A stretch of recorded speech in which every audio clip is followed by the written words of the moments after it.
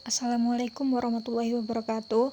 Nama saya Dita Putri Marlia dari Prodi Ilmu Politik 2C. Di sini saya akan menjelaskan tentang beberapa materi ilmu statistik sosial untuk menuntaskan tugas ujian tengah semester statistik sosial.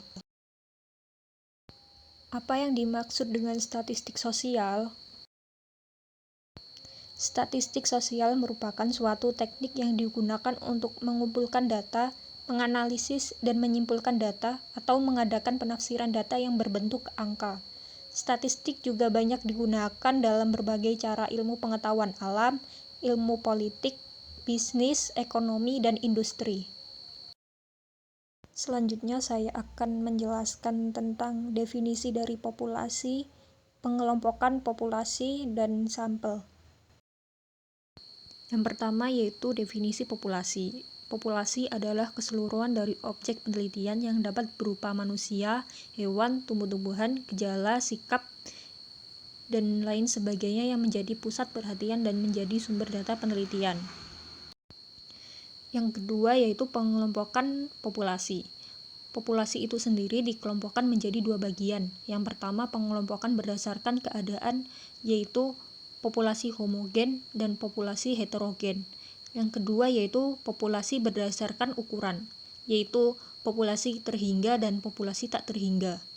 Definisi yang ketiga yaitu sampel. Sampel adalah bagian populasi yang memiliki karakteristik mirip dengan populasi itu sendiri. Sampel disebut juga contoh. Nilai hitungan yang diperoleh dari sampel inilah yang disebut dengan statistik. Yang ketiga adalah saya akan menjelaskan tentang jenis-jenis data dan pengaplikasiannya dalam statistik. Jenis-jenis data statistik dapat dibedakan menurut beberapa kategori. Yang pertama berdasarkan sifat, yang dikelompokkan menjadi dua bagian.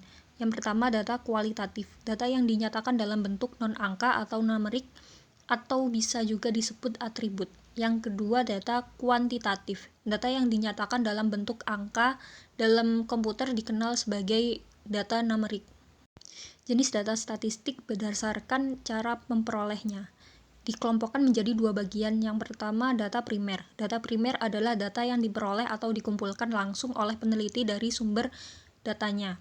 Yang kedua data sekunder. Data sekunder adalah data yang diperoleh secara tidak langsung oleh objek penelitian. Jenis data statistik yang ketiga berdasarkan sumber datanya dikelompokkan menjadi dua bagian. Yang pertama data internal.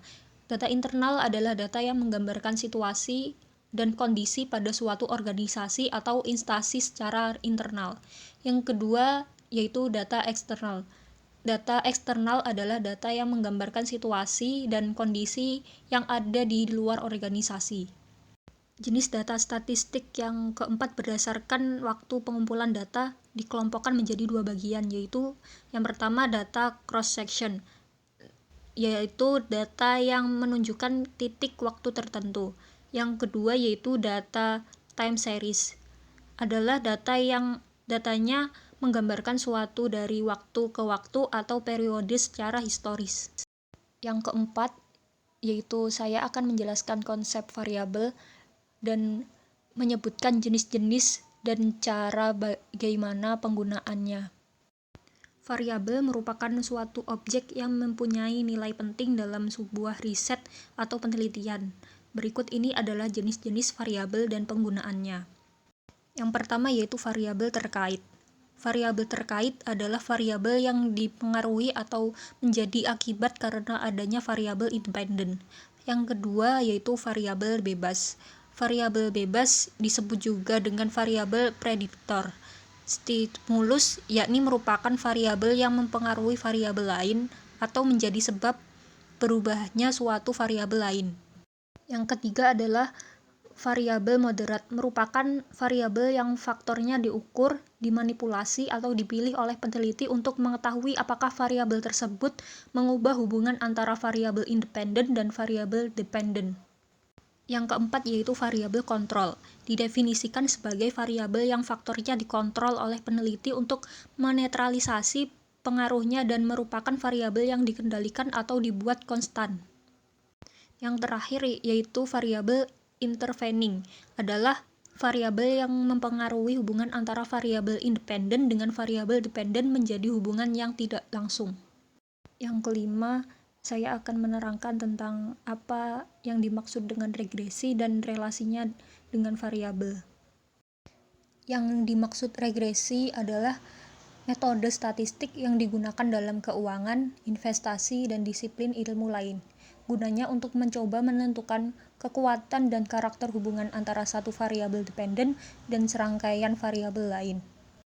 Regresi itu bisa membantu manajer investasi dan keuangan untuk menilai aset dan memahami hubungan antara variabel, seperti harga komoditas dan saham bisnis yang berurusan dengan komoditas tersebut. Hubungan antara variabel dengan regresi yaitu kedua analisis tersebut saling terkait. Analisis variabel menyatakan derajat keeratan hubungan antar data, sedangkan analisis regresi digunakan dalam peramalan variabel dependen berdasarkan variabel-variabel independennya. Sekian materi yang dapat saya jelaskan. Mohon maaf apabila ada kesalahan kata. Wassalamualaikum warahmatullahi wabarakatuh.